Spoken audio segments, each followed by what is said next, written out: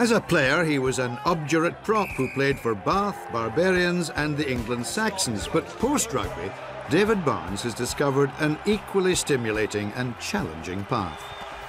What we see now is that the transition away from professional sport is a really tough one.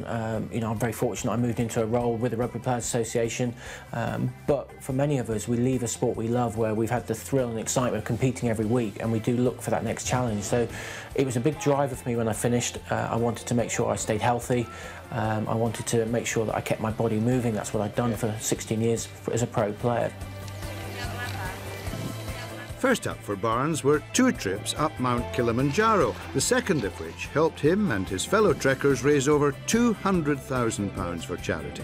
With that box ticked, he set out on his next adventure. Marathon des Sables is a race that, to be honest, I didn't know too much about, and that's probably why I signed up for it when I did it. It's a race that's staged over 7 days in the desert. You have to be completely self-sufficient, so you've got to carry your own food, your own supplies for the week. They do give you water, a whole 1.5 litres per 10k usually, and you'll essentially cover 150 miles in those 7 days. You don't know the route until you get there, so they only give it to you when you arrive in the desert, and they give you your road map and off you go. But it's a huge challenge, all in a lovely 48 degrees centigrade heat. And so it was time to start getting into shape once again. The training for this took over my whole life, and that was the hardest thing. It took about 18 months. As a prop forward, which I was originally about 112, 114 kilograms, it was obvious I had to get my weight down. Lots of running, lots of events. I entered the race at 96 kilograms, which is where I wanted to be, but it was very much based around just long distance training. We're very fortunate that GSK supported us through that, put us in a heat chamber. We had to simulate going into 48-degree heat, and we were able to do that by running on a treadmill in that heat before we left, which was vital to our preparation. Training complete, Barnes and his team headed off to the Sahara Desert in the searing heat of Morocco. When we left to go to the desert, thought we wanted to record our experiences, so we took a couple of cameras with us to get the unique experience and the camaraderie that the Marathon des Sables gives us, and also to give a bit of an insight to others about what the event entails. Here we go, boys! Come on, boys! You like to think you can go and run, and in England we ran in training, but due to the heat you simply can't run those distances.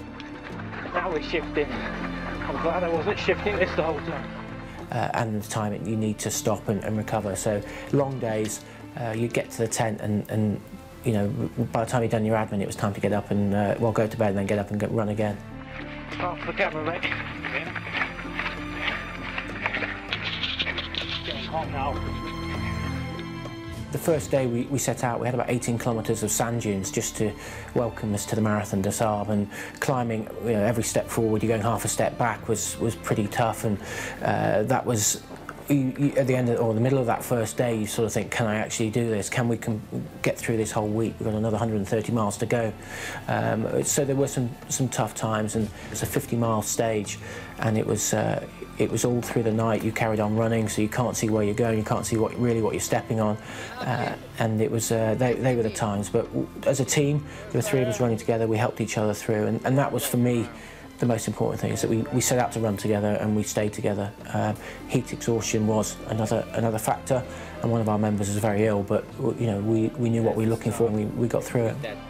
Yeah, well, we're just, Stuart and I were wondering when the waitress was coming around with the cocktail.